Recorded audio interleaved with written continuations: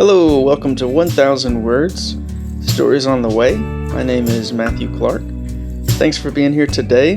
Right now, I'm doing a series of podcasts to introduce you to the folks who wrote chapters for a book I released at the beginning of the summer called A Tale of Two Trees. But it's not just a book, it's also an album of songs. So I asked 11 writer friends each pick a song from the album and write a chapter. So this week, I'd like to introduce you to my friend Lancia Smith, who when I asked her if she'd write a responsive essay to a song on A Tale of Two Trees, she chose track number 7 on the album, which is a song called Let Your Roots Go Deep. The theme of this second album in the Well trilogy is about keeping faith in Jesus during this time of exile or drought. And Lancia has a lot of experience with seasons of deep grief and drought. She also knows a lot about trees and plants and about tending to things so that they might grow and flourish. She is a cultivator and a gardener, not just in her work, but also deep at heart.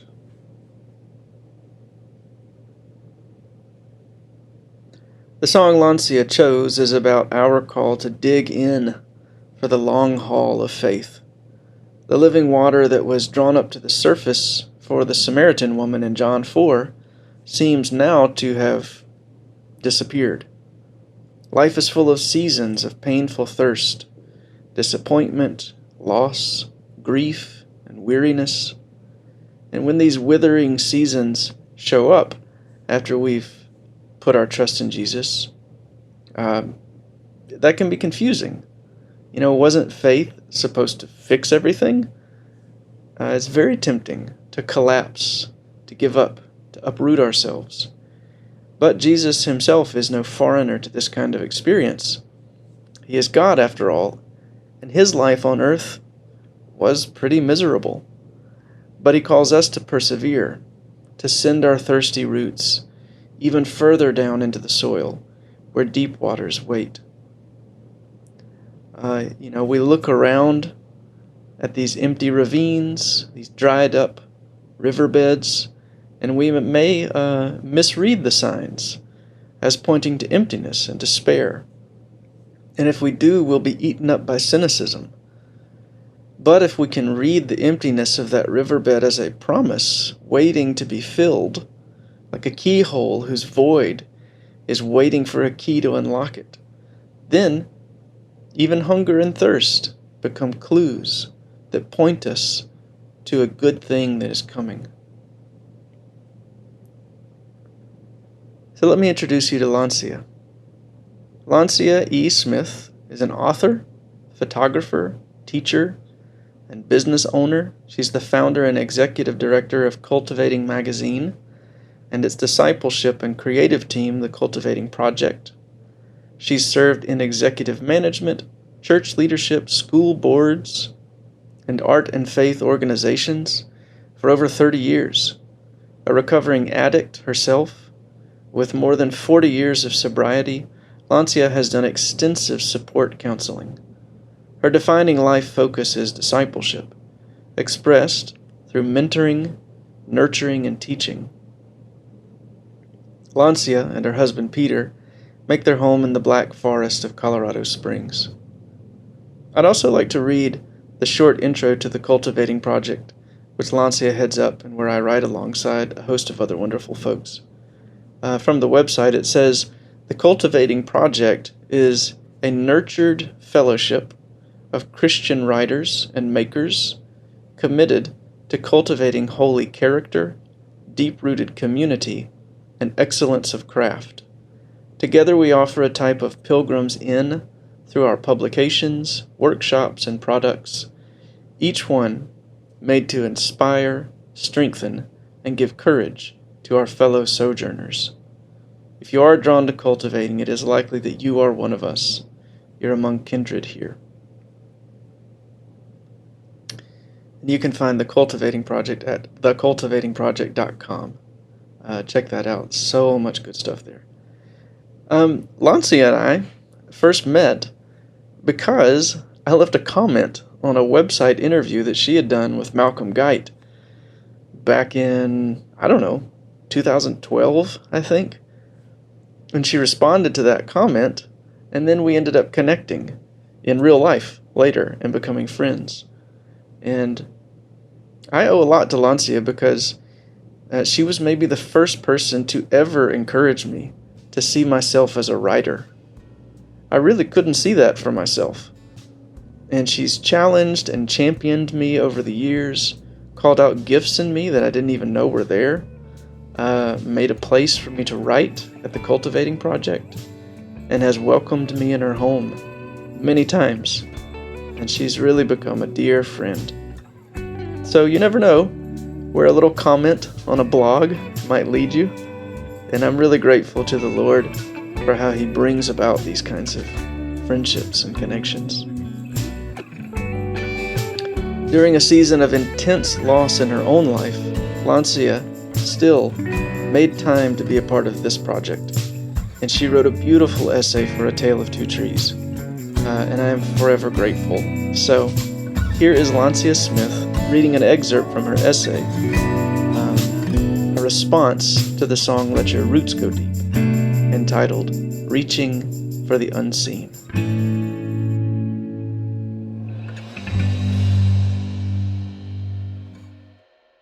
For a moment, imagine yourself as a tree. Forget the unique capacities that make you different from all other living things on our beautiful planet. Think simply of the mystery of being, of life moving through you, of awareness without words, of breath as intake and outflow, of light from sun, moon, and stars, of darkness of night and darkness of soil, of wind moving around you, of being loved and known just as you are. Again and again, God our Maker compares us to the plant kingdom, to grass, vines, and trees, especially trees. Why would God compare us most often to trees and not other mammals? The answer lies just beyond our view. And if we want to understand this, we will have to reach for it. Like a tree, parts of our being are visible to all. We have been given a body, and so has each tree.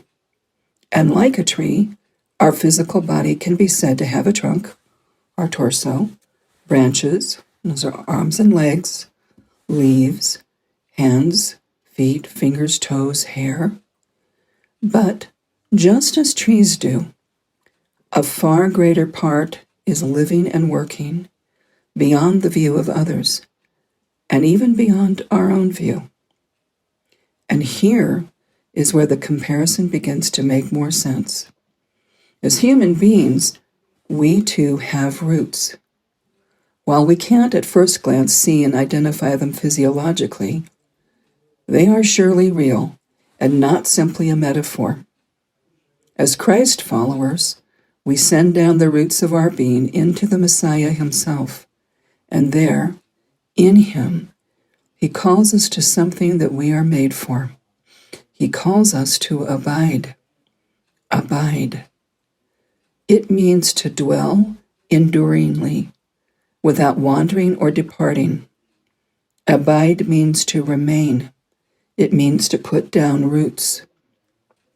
To live in Christ is to be rooted.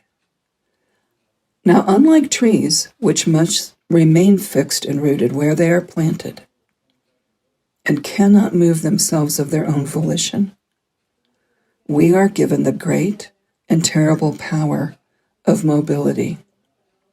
We must choose to remain where we are planted. We must choose to remain fixed and rooted, come what may, grounded and established, anchored and attached. We must choose to abide. We take the expression of rooted and grounded from Paul's prayer for the Ephesians in chapter 3, verses 16 through 17 and 19. He wrote that he would grant you according to the riches of his glory, to be strengthened with power through his Spirit in the inner man, so that Christ may dwell in your hearts through faith, and that you, being rooted and grounded in love, may be filled to all the fullness of God. Now, with both roots and branches, the majority of the plant kingdom live simultaneously in soil and air, in dark and light. In other words, in two entirely different environments. They are amphibious in that way.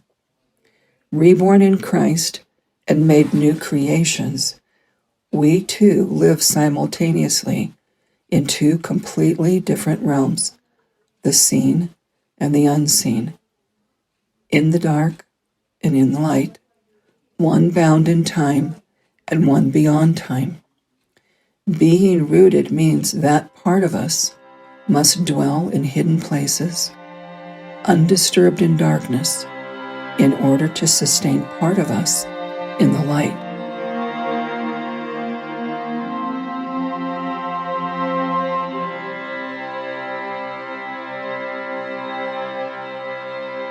Lancia, thank you so much for sharing with us today. And now, here is the song that Lancia chose from the album A Tale of Two Trees. The song is called Let Your Roots Go Deep.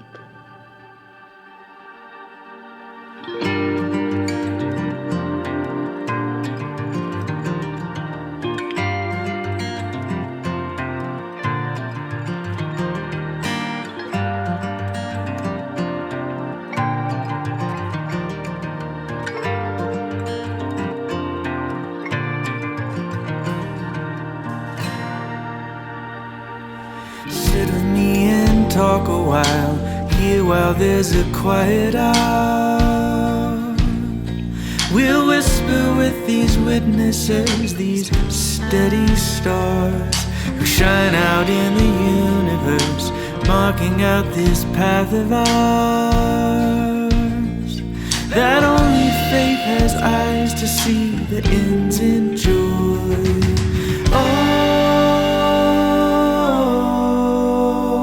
Let your roots go deep, let your roots go deep, is the word of truth you heard, beginning to grow faint. Let your roots grow deep, let your roots go deep. Don't give up the fight just yet, fix your eyes on Christ and let your roots go deep, let your roots go deep.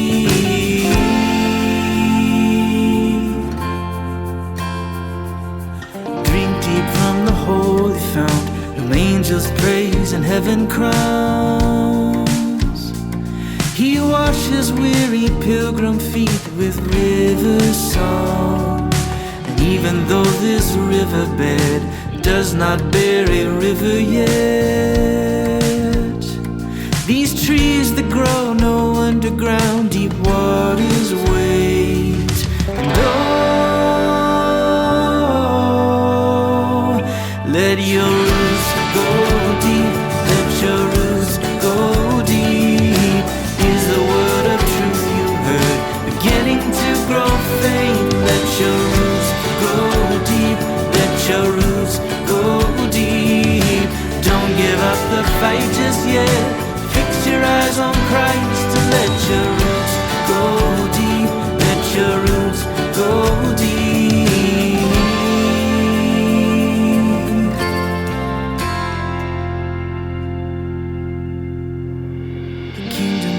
See ahead, the joy of our inheritance is built upon a cornerstone the world rejects. So if today you hear his voice, still and small amidst the noise, don't miss the call to fall into his open arms.